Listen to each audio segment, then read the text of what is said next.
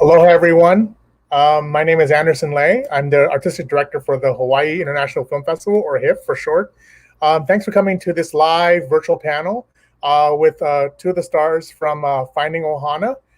This is part of the special drive-in that we have at the that we're partnering with the Pauahi Foundation to have a drive-in of Finding Ohana at the Kapalama campus, and we had a great screening last night and again tonight. So as part of our partnership with KS, as part of the alumni reunion 2021, we wanted to partner with them and show this great family fun adventure film, and then bring in and have a talk story session with a couple of the stars who are also KS alumni. So before we I introduce our special guests. I want to give a quick bio for each of our panelists. First of all, we have Kelly Hu, Honolulu native Kelly, who was discovered at age 13 in the mall by Modeling Scout after years of booking numerous print and commercial ads in Hawaii and Japan. Her agent advised her that winning a pageant title would help her promotion abroad, as she entered the Miss Hawaii Teen USA pageant. After winning that title, Kelly was obligated to represent Hawaii in the national pageant before heading out to fulfill her contract. In a live telecast worldwide, Kelly was catapulted into the spotlight when she was crowned Miss Teen USA 1985, becoming the first Asian American Pacific Islander to win the title, witnessed by over 50 million viewers. This led to her first acting job in the sitcom Growing Pains. I remember watching that when I was a kid. And ever since, Kelly has garnered an illustrious career in both film, TV, and animation, ranging from The Doors to network series like Nash Bridges, Martial Law, animation like Teenage Mutant Ninja Turtles and Phineas and Ferb, and major comic book franchises like X2, X-Men United, and recently on TV with Arrow, Seth MacFarlane's The Orville, and co-starring alongside Dwayne Johnson in The Scorpion King. She would return to the islands with the late Cale Wolford's The Haumana, which we screened at HIFF, and of course, Finding Ohana, portraying the role of Leilani. Kelly just completed a lead role in the upcoming drama Breast Cancer Bucket List. Welcome, Kelly. Thank you so much for having me. Absolutely. Oh, that list was so long. It shows that you are, we're going to talk about kind of your career, so this is great. And I want to also introduce our other panelist, Lindsay Watson, who Lindsay can be seen starring, of course, in the Finding Ohana as well, in which she plays one of the lead roles, Hana Okamura. Lindsay also recently wrapped production on another film during the pandemic, The Wind and the Reckoning, which we're going to talk about really briefly, portraying the historical role of Pi'ilani. The film also stars Jason Scott Lee. Lindsay is a native of Maui and grew up doing theater and playing many sports there. She has had an extensive commercial career prior to her film casting with ads for Adidas, Nike, and United Airlines, PlayStation, Shiseido, and Subway, just to name a few.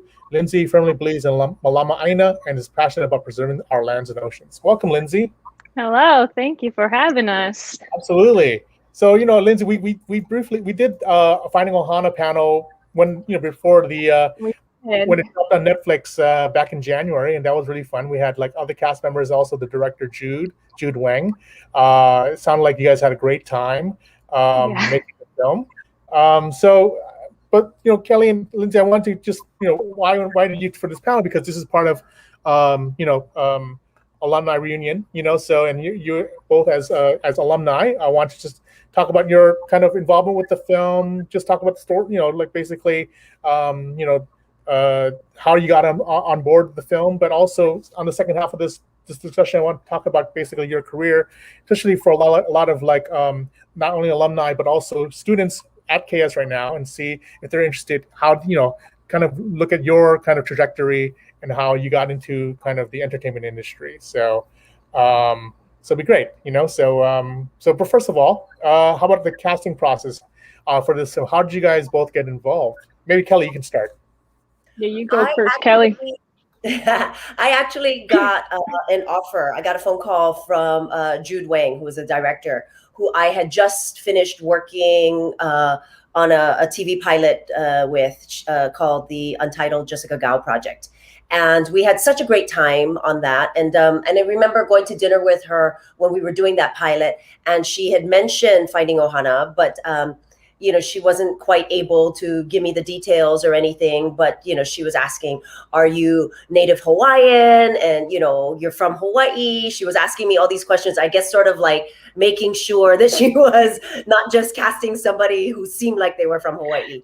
And so I got the phone call, with the offer. And of course, I was thrilled to work with Jude, because she was just amazing and really one of the best, most caring directors I've ever worked with. It was such an honor to be able to work with her again.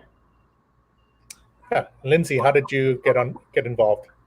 Mine was a little different. I wasn't at the level of Kelly yet to just get the call. So as you said, I'd been doing commercials for a really long time, and Finding Ohana was actually one of the first film auditions that once we kind of stepped out of the commercial world and stepped into the film and television world, that kind of fell into our lap, which was really crazy, because once I got the script and I was looking at it, I was like, wait, like on the casting notice, it really said like looking for real Hawaiians, real Pacific Islanders. And I was like, you never see that in LA. You never see that type of casting. So I was like, okay, like let me look into it. And I read the script, and they send you sides for the audition. And I was reading it and I was cracking up, because I was like, oh, this is definitely written by someone who knows Hawaii, because like we all know how we speak out there, and sometimes they try to replicate it out here and it's just not the same.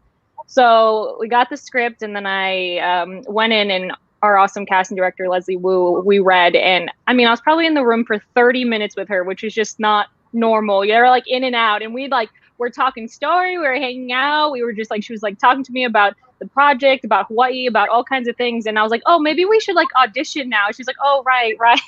So we finally read, and it was super awesome, because it was one of those roles that just felt so natural. Like I didn't even really prepare for it so much, which sounds horrible, but it just was, when I was reading it, I was like, oh, this is me. So I kind of jumped in there, and we just got to play. She's such a great casting director, and we were reading and just having a lot of fun with it. And then I got the call a few weeks after to do a chemistry read, which they do here in LA. So there's a few different steps. Sometimes there's callbacks, sometimes there's chemistry reads. There's a lot of different steps in the casting process. So I went in for a chemistry read, and that's where I first met Alex and Kea. So they were trying to match the three of us first before they added in Owen at the end. And it was perfect. We had to actually read with a few different other actors, and it's kind of feeling the group and seeing who meshes with each other. And the other actors were amazing, but something about when the three of us got together in the room, it was pretty insane, like how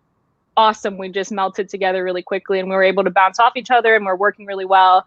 And then after that was like a 2-hour session of just like reading over and over, like 5 different scenes. And then finally, a few weeks after that, we got the call that I got booked. And it was kind of funny, because you don't really know who else got booked, but we all kind of had in our mind who we were hoping got the role. And then as time went on, you got the call like, oh, here's your Ioane, here's your Pili, here's your Casper. And it was really cool. And then Kelly, and it was just like everything just fell into place so perfect. It was such a fun casting process.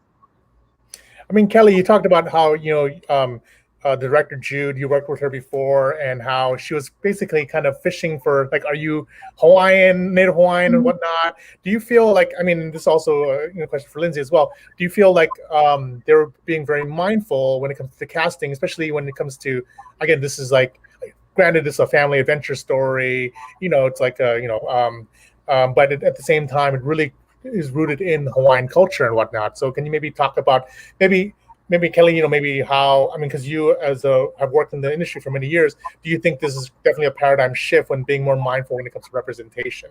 Absolutely.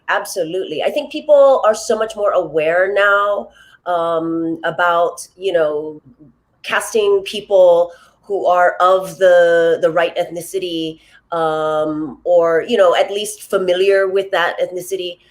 Because, for instance, Alex is not Hawaiian per se, but he is Polynesian, and he has spent a lot of time in Hawaii. And I think that really makes a difference, Also, just this particular project, I think I've never met producers and director who were so sensitive about getting it right. They were always asking us our opinions and questions and wanting everything to be pono. They wanted to make sure that they were not coming from a mainlander's point of view. They wanted to make sure that even, hiring somebody to bless every set that we were on. When we were shooting, like, let's say the Night Marcher scenes, for instance, we had somebody who came and blessed the set that we were on, because apparently that's where a lot of Night Marchers actually walk through. And so everybody had to carry like the salt and the tea leaf in their pockets. So it was they were very aware of being the visitors to Hawaii and yet telling a Hawaiian story. And so they were very open to whatever it was that we wanted to share with them. Lindsay, you want to add to any of that? Or yeah, I mean, she totally hit it right on the head, but that was the big part for me getting involved with the project. Actually, like when I said, they said Pacific Islanders Hawaiians, like I'm always kind of wary of those types of jobs because I don't know what they mean by that, and I don't know how careful they're going to be. And as I kept going closer and closer with the project, I realized, although so many of the people in, producers, director, didn't have real ties to Hawaii, they were so invested in telling this story. And as true and proper, I mean, being an actor who's so used to like no one really caring about your opinion about things, it was a big shift for you to be there with a director asking you, what do you think, Lindsay? What do you think? And we had multiple sessions where we actually sat there and redid the script some days on the day of shooting, because I was like, I don't know, it doesn't sit right with me as like a Hawaiian, certain vocabulary we use, certain like ways we were presenting Hawaiian culture and things like that. I was like, I feel the intention in there, but it just, something needs to be shifted. And we would sit there, me, Jude, the producers, and we would just kind of have a little talk story session. And then by the end of it, I'm like, okay, like I feel good about this, like if this ends up on the screen, I'll be proud to show this to Hawaii. Because obviously from the start, that was the big thing, is this fear of bringing our Hawaiian culture to the screen for the first time. And as much as there's excitement behind that, there's fear of making sure we do it right and make them proud. And having this whole team, I mean, Finding Ohana set was like a once in a lifetime kind of situation. Like it was truly an Ohana on set. Everyone grew so attached to each other so quickly, and the amount of love and care there was in everyday life. And that's just not for the story or for filming, but just outside of that, we lived with each other across the world for 2 months, and everyone was so keen to how everyone was feeling and how everyone was feeling on work. Like it was just an insane set. So having that team all come together to want to tell our story was mind-blowing. I mean, Kelly, I mean, you've been, you have a very long career when it comes to film and TV, animation. Old. Like, yeah, I mean, just to show that you are like it's own that you're a veteran, own Thank you, Anderson. Thank you. And then, but I mean, like, how is it coming back to Hawaii? So, where you grew up to work on a major motion picture, in the sense, and not necessarily like just something that's like using Hawaii as a backdrop, just like, or as a backlot, just like it's actually, authentically, it's a very Hawaii and story, and again, it's also a family adventure film. It's like it's a great for the whole family. So maybe comment on going back to that.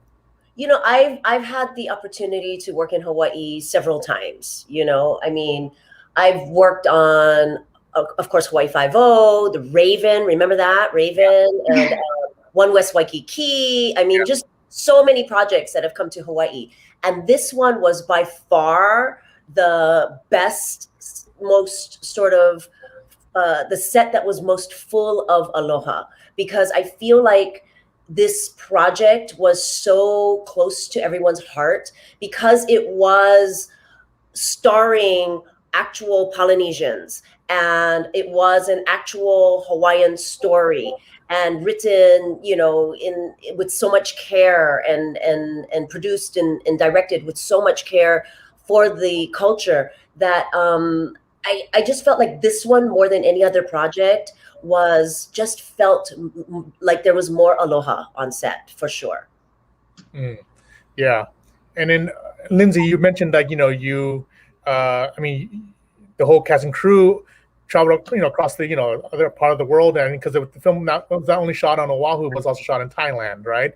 I think for a lot of the cave scenes and all that stuff, for the Goonies, really adventure stuff, right? So can you just comment on basically, going to basically Southeast Asia to shoot the film. How was that? It must have been an adventure.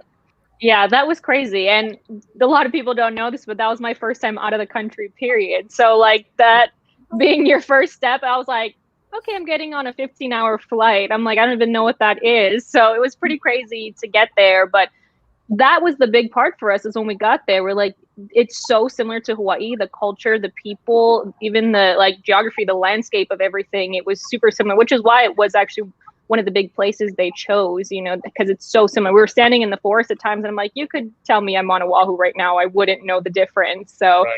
I mean, and you know, the number one reason we did film the cave scenes in Thailand, because obviously filming in Hawaii, you cannot film in the caves out there. And we were really big on not, you know, desecrating any land and bringing a whole film crew into our caves. Like that was just not going to be okay. And in Thailand, it's obviously a lot more accepted. And we were still crazy careful when we were there. And we had awesome crew that brought us in and kept us safe. I mean, these caves are very different from ours. I mean, there's bats and snakes and crazy things. Like we had to be really prepared, but it was so fun just going there in general, going around. We got to travel all over. That was the best part. We were in Phuket, Krabi, like Bangkok. We were all over the place. And again, with the best production team that just took care of us every step of the way. And we were working crazy long hours, but you would have never, ever felt that or complained, because we were just having so much fun. I mean, we shot in real caves. Like I said, bats flying above us. You're like dodging bats. Like they keep telling you, they're not going to fly at you. Like they have sonar. I'm like, I don't know. They're getting super close. Like, I'm like, are you sure? Like, it was getting really scary at times, but it was really, really such a crazy adventure that you would have never, I mean, also the thing people can't tell, the fake sets we had built in Thailand, like, oh my God, like you're standing there. And again, I'm like, you could never tell that this was fake. Our set designer, Nigel, was just insane. You stand in this entire soundstage and there's I couldn't even tell you how big it was. It was massive, an entire waterfall system, 6 different waterfalls, all fake, like a pond, like you would have, it took like an entire staircase for us to get up and into the whole situation. So it was really cool. I mean, jumping from real sets to, you know, these fake sets, it was crazy. It was wild. Yeah, I mean, I can imagine. And I mean, talk about, I mean, you know, what's great about the film, it's very meta. Because you mentioned, Lindsay, that, you know, you would sit down with Jude, you know, when you guys are shooting, and just like basically, you know, just, you know, maybe because you know, from Hawaii, maybe just kind of infuse a little bit of localness and whatnot. Like, and what's great about the film, it's very meta in some points. I mean, some parts of the, like, for example, you know, like references to Jurassic Park and stuff like that, and like whatnot. So, I mean, what were some of the kind of things that you were working on, maybe Kelly, that you think were, you know, that you helped lend to really bring that authentic localness to the story? Any particular scenes or anything, you know, or any particular dialogue? Or for me, it was the scene in the hospital with Branscombe. That was actually, when it was originally written, it was written in English, and then, you know, it said that it was going to be translated into Hawaiian, so that we were doing the entire scene in Hawaiian. And Jude, actually, we kind of wrestled with that for a little bit, because Jude was saying, you know, if we did it in Hawaiian, then people would just be reading the subtitles, and nobody, it was such an important scene in the movie that you really wanted people to pay attention to the scene itself. So I came up with the idea to do it sort of half-half.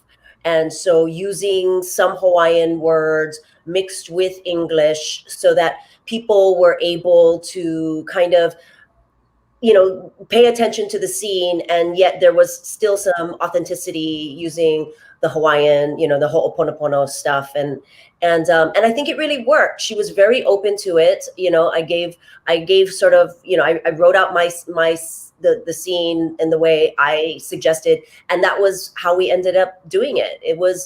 They were so open to our suggestions that a lot of what we said or suggested ended up making the cut.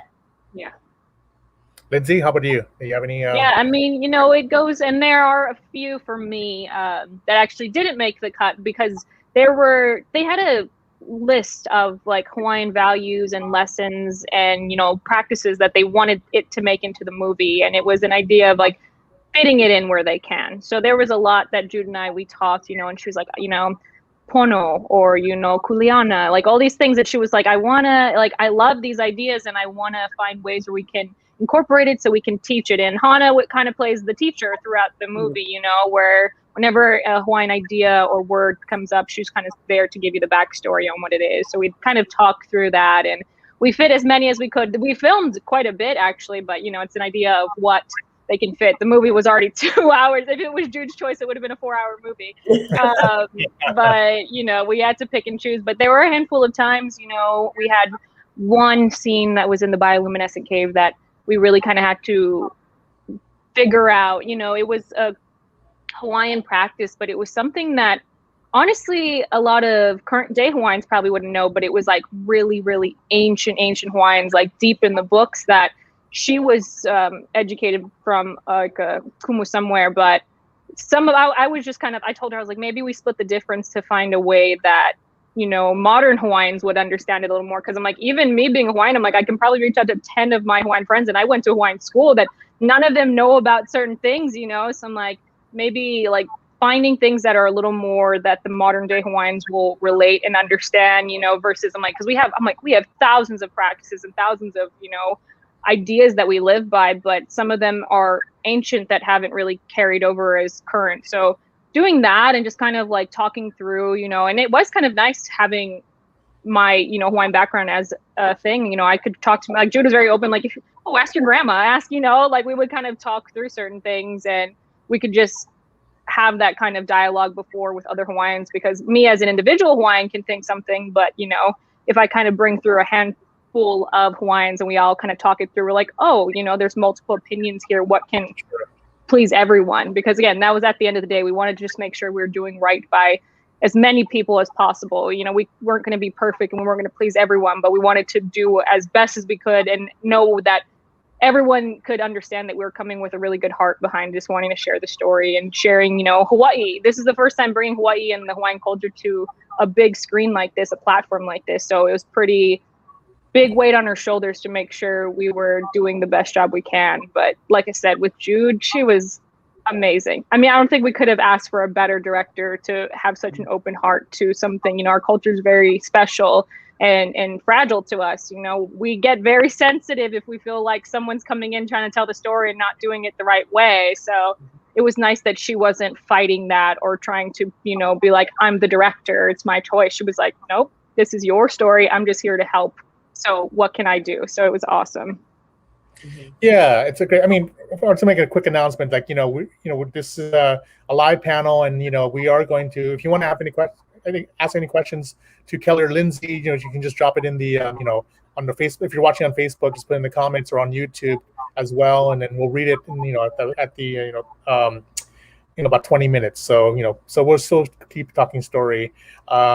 In the meantime, but Kelly, you know, talking about Jude, you know, I think Jude's a great person, you know. She's like whatnot, like, again, like, it's like, you know, just I mean, but you know, she's not Hawaiian, right? So, and you know, she's, you know, I mean, she is Asian American and whatnot, but can you talk, you know, to you know, just at the whole point of being very mindful and, you know, of you know, the, you know, culture and tradition and whatnot, and being open to that. And like, do you see, I mean, like, now that the, you know, kind of the sea change of, you know, BIPOC or like, you know, like a representation behind the camera to, you know, kind of from the gatekeepers to the directors and creators and whatnot, and like, and you know, it's just, you know, just how's that? I mean, must be breath of fresh air, especially much more opportunities now for that type of diversity represented on screen versus what, you know, what you've seen in the past, right? So absolutely. I remember, you know, when I first moved to Los Angeles and started working,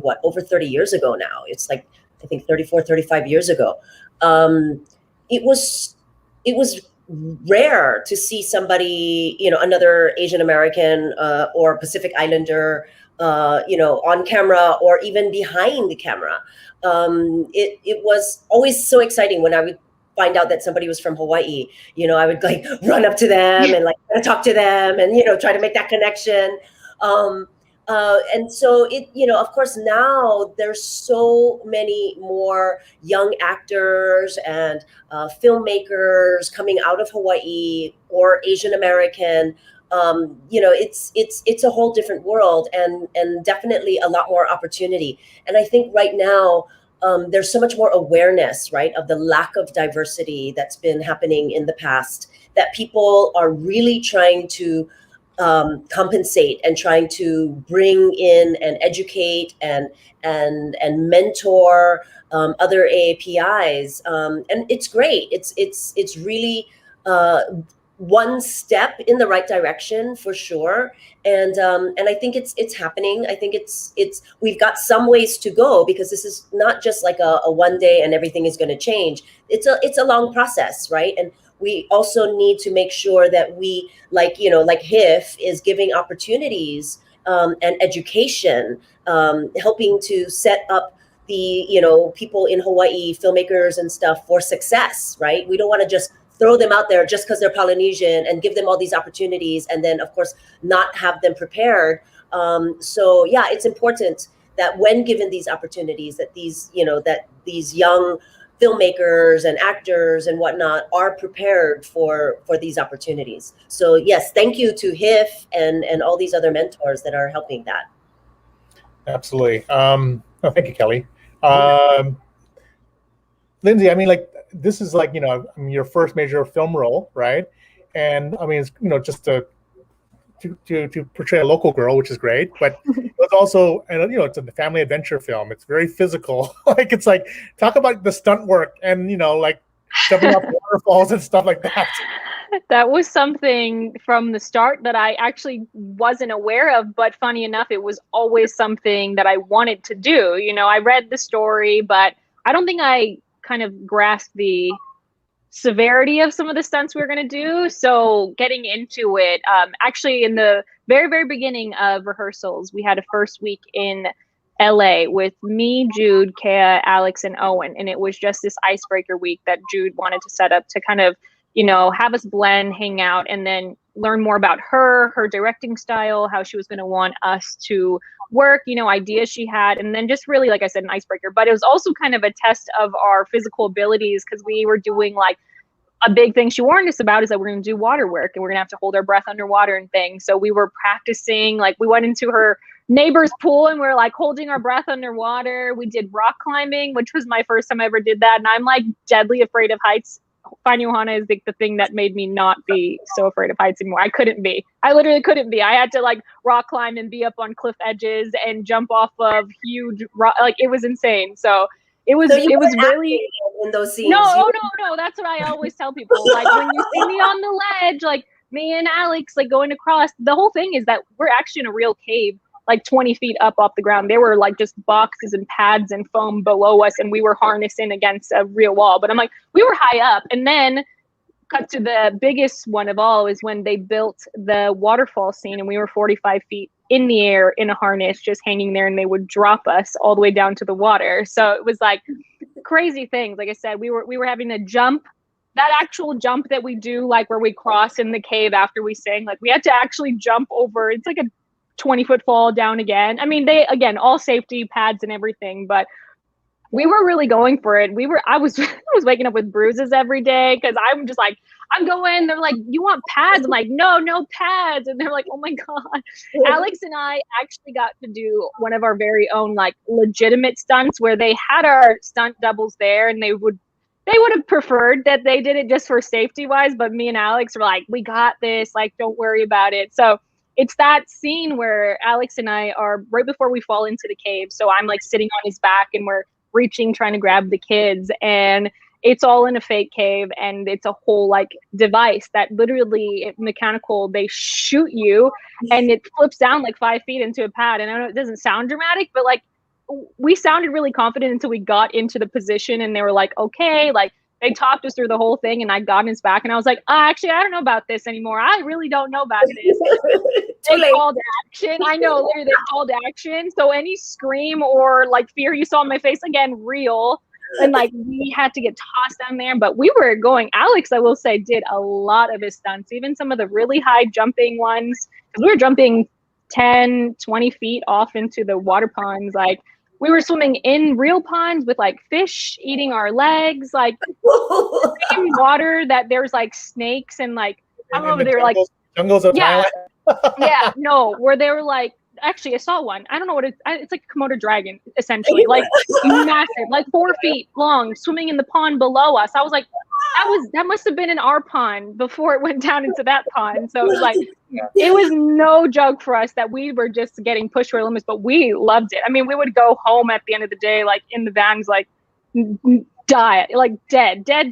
Like, we were so tired, but it was so worth it when we saw everything come together at the end. And like, you know, that's a comment a lot of people have made to me, that, oh, the fear looks so real. I'm like, oh, it is. The exhaustion, real. The fear, real. Like, all of it. I'm like, and, you know, we're working with kids, so we were having to like kind of like their abilities like that they're allowed to do are really limited. But these kids, no, they were, as long as they got the thumbs up from their parents, they were like, I want to go as far as I can.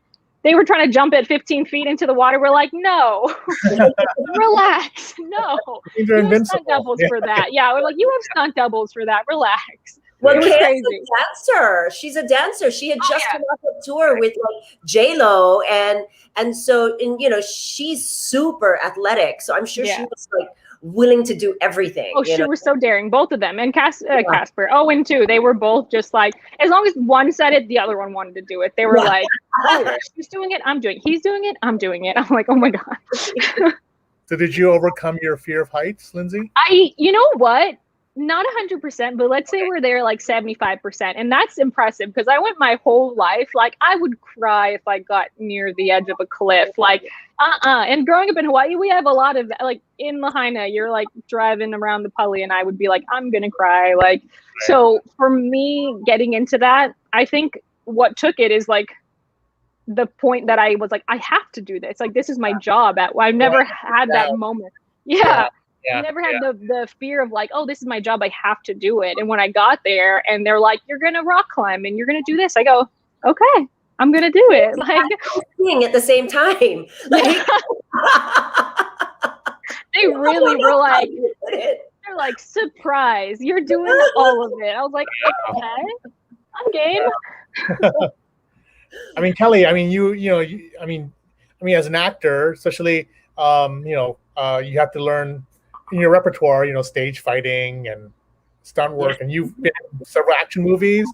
Like, I mean, was that just out of necessity because of your? I mean, just to say that a lot of like characters, especially Asian representations like that, tend to be more cast in like martial arts roles and whatnot. So maybe can you talk about kind of that, and how was that kind of like you felt that out of necessity to become more marketable, so to speak, or you would think because of the timing of everything that it was intentional, but it really was not. I ended up taking martial arts later on in life because I was always interested in it when I was a kid because my brother used to do Kung Fu. So on Saturday mornings, my mom would clean the house and she would get us out of the house, and I would get sent to ballet and my brother would get sent to martial arts, Kung Fu. And we would come back later on in the afternoon and he would teach me like what he learned. Basically, he would use me as a punching bag. That's how I learned like about Kung Fu and blocks and things. And anyway, so then I always had this desire to want to learn, but my parents were, of course, you're a girl, you cannot do that. That's how parents thought back then, right? Now they don't do that. But later on, when I was in my late 20s, I had a roommate who was getting her black belt, and she asked me to come to her black belt ceremony. And I remember watching this ceremony, and I just started crying. I just was like, this is a moment for me. Like, I need to do this. And so I signed up the next week for karate, and that was it. I was hooked. And so it wasn't intentional that I was going to end up using it for my work, because that didn't come till much later. But it was certainly helpful. And I don't know if maybe hurtful, because sometimes people now are complaining about, the stereotype, right, of Asian Americans, and, everybody knows martial arts and stuff like that. Of course, I didn't realize that it was, a negative stereotype. I was thinking that I was being a strong, athletic, Asian woman who was able to defend myself and whatnot. But you don't know until decades later what the expectations or outcome is going to be.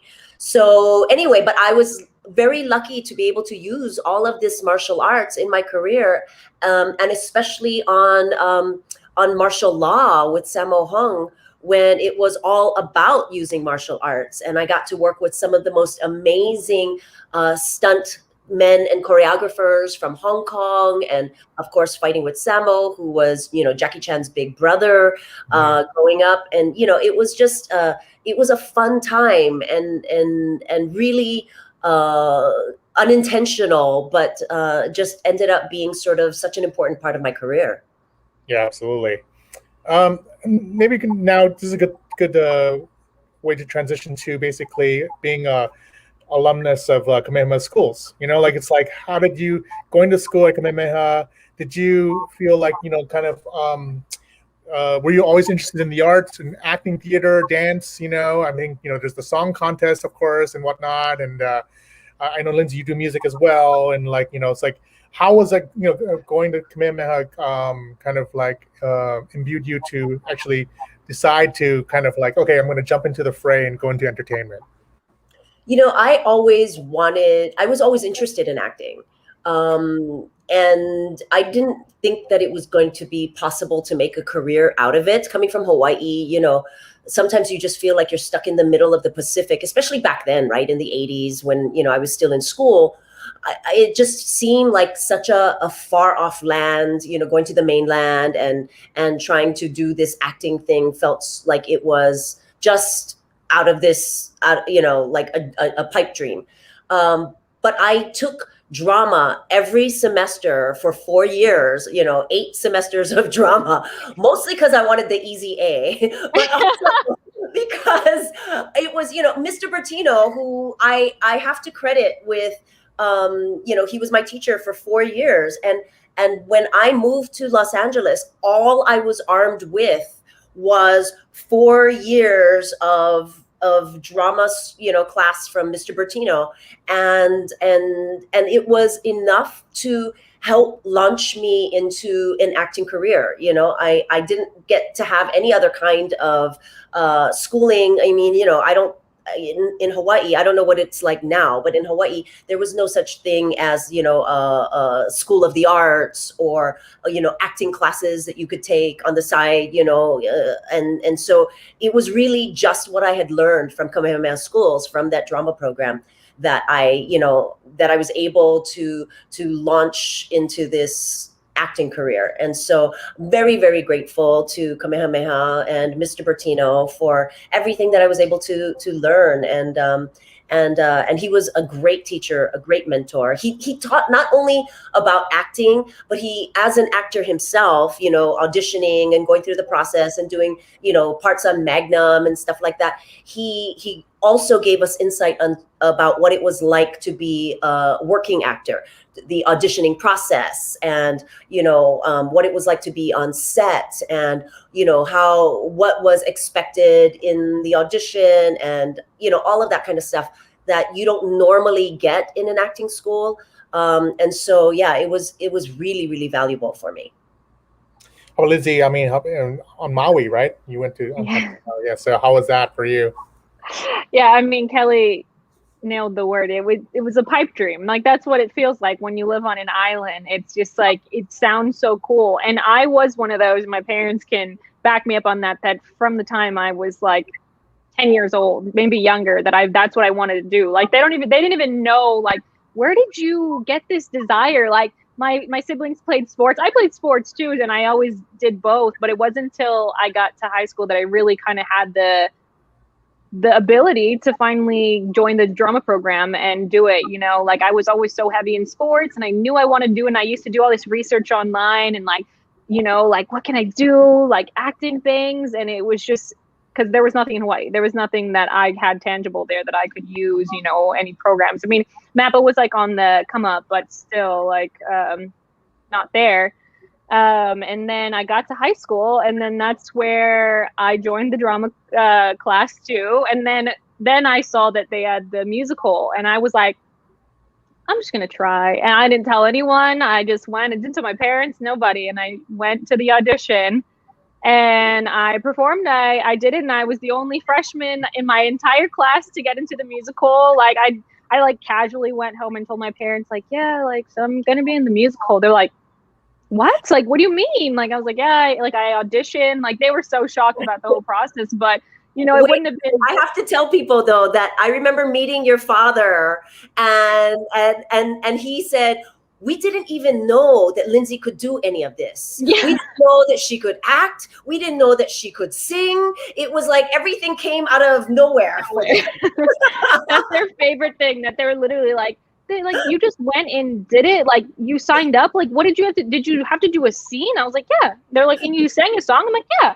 They're like, how, where? And I'm like, but it was nice, having the program there so that I could just walk in and be prepared. And then, my drama teacher, Camille Romero, was like, she was awesome, because we did classes, and then she also ran the drama program when I was there, and it was so fun. I mean, our plays, I didn't know what to expect at that time, but I just knew I was excited, and we showed up, and everyone, it was so cool to finally have a community of people who kind of were like-minded, who liked the same things as me, who understood acting and this desire. I played sports, like I said, so I was around people who have like tried to be like, I want to act. They're like, what? I'm like, nothing.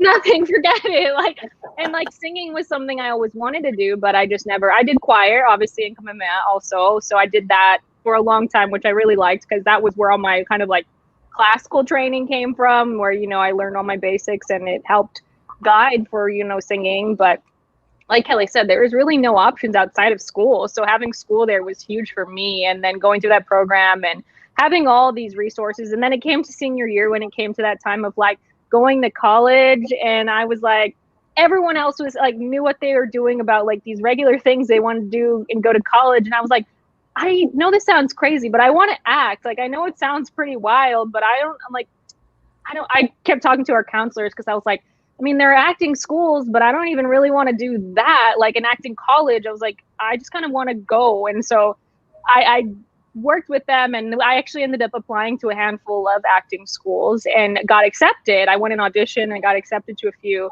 I, unfortunately, when I went out to LA the first time, or I might say fortunately, went out and I happened to meet an agent, and I talked to the agent, and he was the one who gave me this advice of I would tell you, use your money for acting classes rather than going to college for acting, because they're like, no one cares that you have a degree in college, for acting sometimes. So they're like, unless you want to go to stage and, Broadway, they're like, but if you wanted to stick to film and television, hit the ground running, go to classes, get your headshots, and do all those kind of things. So it's it was nice to finally know what I wanted to do and having those next steps. But like Kelly said, that was all I had going to LA, was everything I learned at Kamehameha Schools in the drama program from what we had there. And moving to LA, it helped be my foundation for what I learned, and it took me to places. I mean, I really didn't have anything besides that, so it was really, really such an honor to know that that's where I started, and this kind of full arc, and bringing me back to Hawaii and getting to do these projects that it's kind of giving back to our community already. It's been crazy to know, I always tell people, this crazy full circle moment of mine, that I'm I lived in Hawaii, but then I'm I had to move away, but my work brought me back home. It's all kind of surreal, and kind of the dream I think everyone is aiming for in Hawaii. Yeah, I can imagine. I think we're going to start with our Q&A soon. We're going to have questions from the audience, so please add your questions to the panel in the chat. So before we get those questions from the audience, I just want to comment that, Kelly, I think you kind of got into, because you were modeling already, in high school and whatnot, and you wanted, these major pageant titles, and then how did it kind of organically you kind of cobbled together your career in this way, right? So kind of like these stepping stones, jumping off points to other parts of the entertainment industry. Yeah, none of it was planned, of course. Yeah, none was planned. I can imagine. Yeah. It's all just by chance, and I think that it's I'm a firm believer in destiny. And so I really feel like everything sort of came together organically by itself with, no planning on my part. Not that everyone should be, hoping for destiny to take over.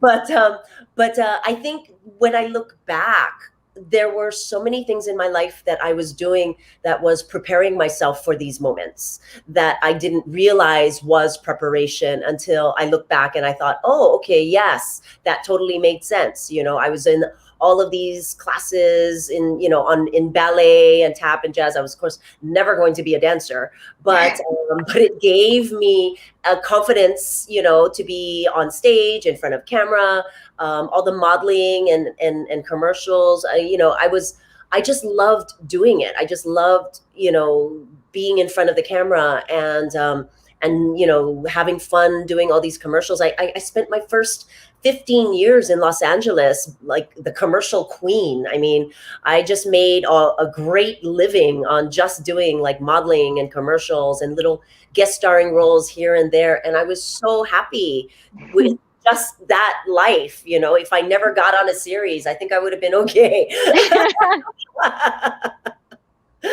Oh, yeah.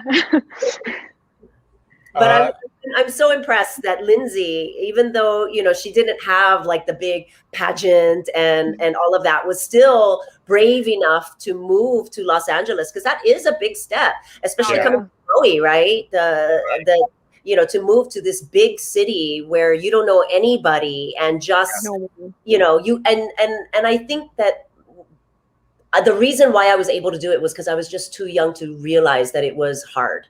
Yeah. Like 18 years old and full of dreams and ambition. And that was the push. It's like that kind of young and dumb, but like in the greatest way. Like I was like, I'm going to go. I knew no one. I had nobody. I had no one. I moved in with family friends that were like super distant. Like I met them when I moved in, and I was like, hi. I'm like, no parents, no nothing. I'm like, I'm 18. I don't know what I'm doing. I don't have an agent. I don't have anything. And I made it work. And here we are now. Yeah. Sometimes you just got to be brave. Yeah. I think nowadays, because of there's more of a sense of, there's a lot of like Hawaii kind of like expats now, like in a way, there's like more of a support system now, It's easier now. Yeah. Yeah, it's easier. You look like, Kelly and I, we've I'm in LA as well, so we sometimes go to these like kind of Hawaii kind of gatherings, local gatherings, and it's great to see. I mean, we're all kind of clubbed together, right? It's like it's like little secret clique. Before the pandemic, we're doing some luau's not luau, oh man, this potlucks. I need the invite. Yeah, for sure. Before the pandemic, everybody's getting vaccinated. Yeah, we can maybe start these potlucks again. But we were having these amazing potlucks where all these only people from Hawaii behind the camera, in front of the camera, and it was amazing. But before that, there was no such thing. I mean, no community at all. So back in the 80s, when I was first starting out, you still have to be like next to your phone to answer your call from your agent. Yeah. But now, I mean, it's a whole different story. Yeah. I mean, there's a lot of, ancient. No, but it's like, it's great to see a lot of people, now who are in these kind of decision-making roles, like, behind the scenes exec roles, like, major streamers like Netflix, of course, and Amazon, you name it, like it's like Disney, so yeah, it's great. So I think we've got a question now from Alden. Well, was there any discussions about taming the pigeon a bit for the broader audience? I noticed that TV shows and films in the past have done that. Love that it wasn't done in Finding Ohana. No, I don't think they wanted us to tame it down at all. In fact, I think if anything, they loved how broad it was, especially when Branston came around and just started throwing out all that Maui style pigeon, and it was so fun. It was really. I think that he was such a beloved character in this film because of his pigeon, and people are not really exposed to that outside of Hawaii very much. And I think people found it really interesting and fun and authentic. So yeah, if anything, it was encouraged. Yeah. Okay, so I think we have another question soon. So thank you, Alden. I mean, yeah, I think it's like, I think now there's a push for authenticity. I think things don't have to be watered down or whitewashed per se, right? No. Like especially now when you have streaming, like Netflix, everyone watches even like English language films that people watch it with subtitles on. Yeah. Yeah, it's crazy. I thought it was so funny when I saw the subtitles for Branscom's Pigeon. Yeah. So I was like, okay, that's I guess that kind of makes sense. I liken it to like maybe Jamaican, right? Yeah. When people from Jamaica speak, and then Right. I'm like, oh, I can hardly understand that. I guess it's helpful. I don't realize how difficult it might be for people who are not familiar. Oh yeah, with to understand Pigeon. Exactly. Yeah. I mean, I watch Australian films with subtitles because sometimes the accent is too thick. Like, what? Yeah, exactly. So It's just helpful. it's totally helpful. Sometimes people from England, you're like, wait, Exactly. are that English? Yeah. Edits by Zara. What's your favorite scene from the movie? Ooh. Go for it. Let's see. Favorite scene. Okay, if I say like the favorite scene I'm in, I would probably say the cave scene when we're all going around and singing and everything, because that one is one of those moments where we could have been very movie magic and like sung outside in a studio and done it all like really pretty and perfect, but all that singing that's done there was all live in that cave, like where, like I said, there's bats flying above us and they have us up on this 20-foot wall and we're hung up there, and so it's like all really realistic, and we got to sing in that cave, and they did a lot of the special effects after that we kind of had to play without it being there, but they kind of talked us through it, and then seeing how it all came together at the end, it was probably one of my favorite scenes to just see how the filming to final product, how it really comes together.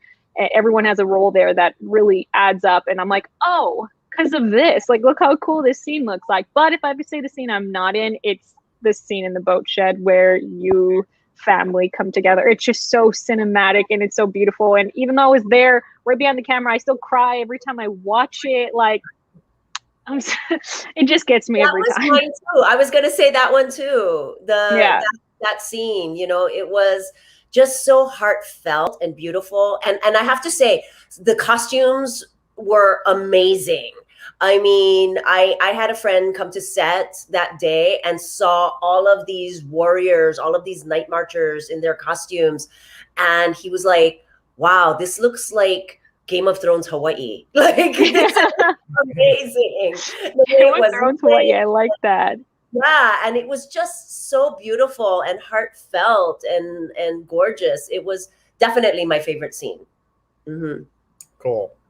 Thank you, Edison Zara. Manuscript Films. Do you both feel the pressure in making sure the Asian Pacific Islander are represented on screen properly?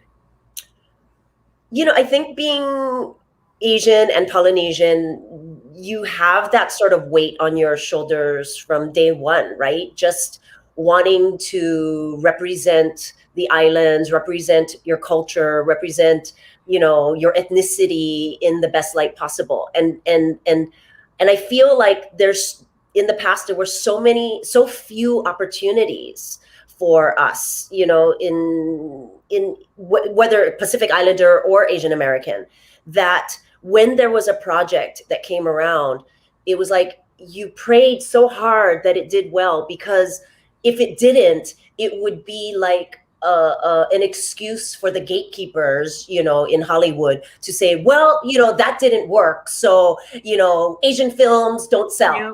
And so you have this sort of weight on your shoulders that every time you do a project that you are involved in, that is, especially if it's centered around Polynesians or Asian Americans, that it has to work. Because if it doesn't, that's like, 10 steps back for your whole community. Yeah. Do you think because there's so much pressure because there's very little representation that there's like if you screw up, then it's not gonna So it's like, because I mean, think about it, the time between Crazy Rich Asians, which was sort of a pivotal moment, right, for a lot of Asians in the business, and before that there was like nothing for 20 something years. There was like the Joy Luck Club, right? Everybody sort of that was like 25 years before or whatever. if Crazy Rich Asians didn't do well, that might have set us back for who knows how long again. Yeah. So you know, everybody kind of had to band together, and even if you had nothing to do with the film, you know, there were so many people that were behind it and trying to get people to come to the theaters, buying out theaters, selling tickets. I mean, I remember seeing people on Twitter saying, "Hey, if you want to see Crazy Rich Asians opening weekend, you know, let me know." And they would buy, you know, on Fandango tickets for these people, you know, who like they were just offering to pay for tickets because we needed that to be successful, because we needed those people who pulled the strings in Hollywood to see that Asian films could be successful. And with the success of Finding Ohana on Netflix, I mean, that just is going to open more doors for Polynesian filmmakers. Yeah, agreed. Yeah, I mean, in a way, what's so great about Finding Ohana is that, because, you know, you see a lot of films that are about Pacific Islanders and stuff like that, they tend to be, you know, about, honest, to be frank, you know, like domestic abuse or drugs, or like in the fact that it's a family adventure film, you know, it's family friendly and stuff like that. It's not pandering, but it's like done for the whole family. So that's what's great about it, right? So, I mean, to have that, you know, kind of plenitude of stories is great to see, you know, like it's like that it doesn't have to be pigeonholed for one type of like genre, right? So yeah. Hinano says both of you were amazing in this film. Oh. Thank you. Thank you.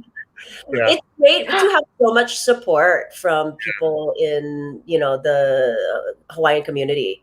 Dan Takahashi, we will Hi, send Auntie KS Dancy. brownies.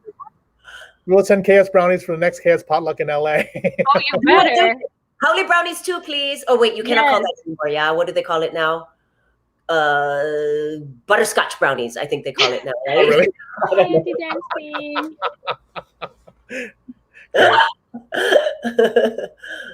Yaui Tofa, to both Kelly Hu and Lindsay Watson, we are going to see more Asian Pacific films from you. I feel that like there are so many stories out there that needs to be told and shared. That's good. This is a good transition to see you know, what you're working on. And like Kelly, I know you just finished a lead role in a film, right? So yes, I just did a role in February that brought me out of the pandemic. I was so scared of filming, right, during the COVID pandemic. protocols and stuff like that.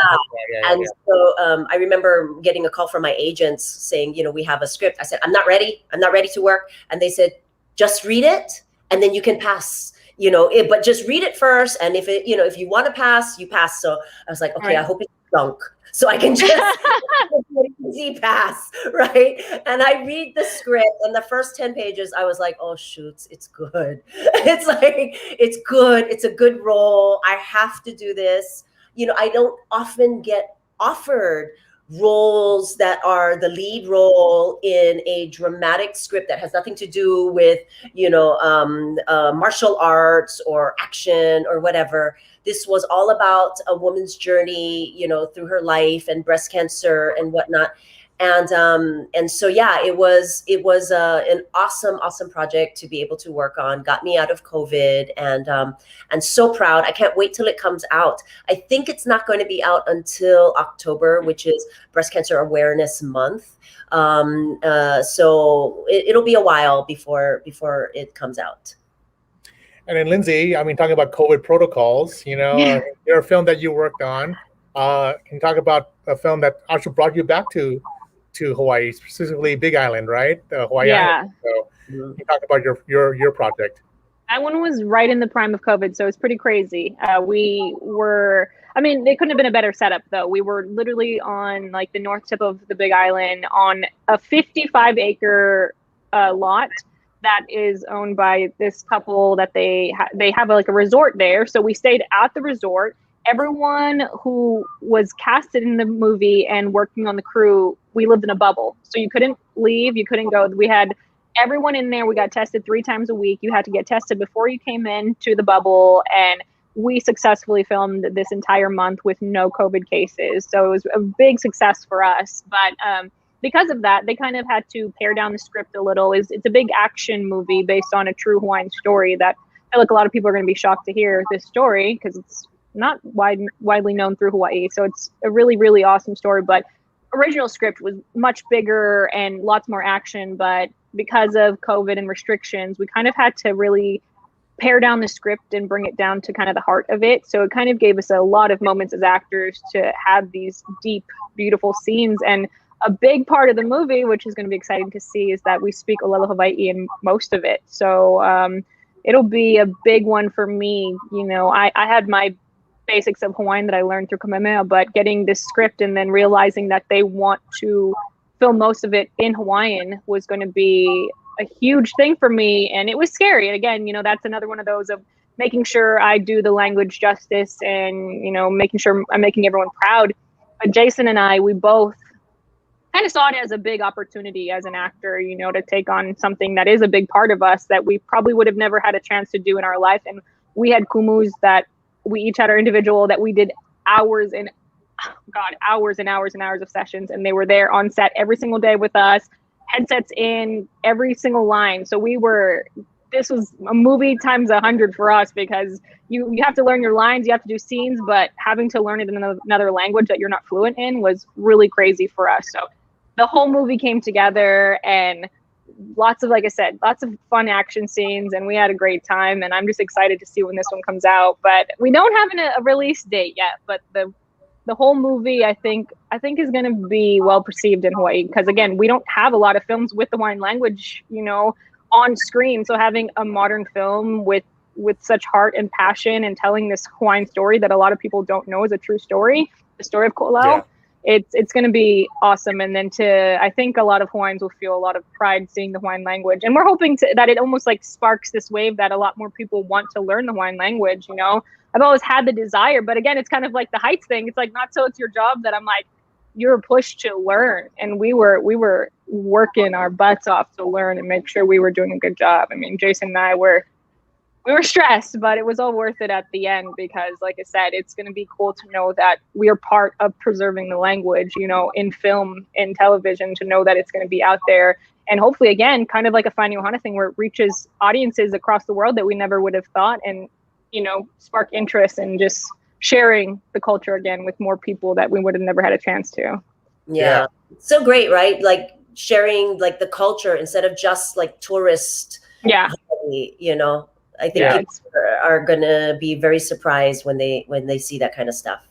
Yeah, and it's based on a true life event, of course, like on the Ko'olau Rebellion, right? So so it's gonna be really something. And Jason Scott Lee, you know, and then I think Ron Yuan is in it as well. Yeah, Ron's in there, Ron Yuan. Oh my God, I love him. I know, he's so great.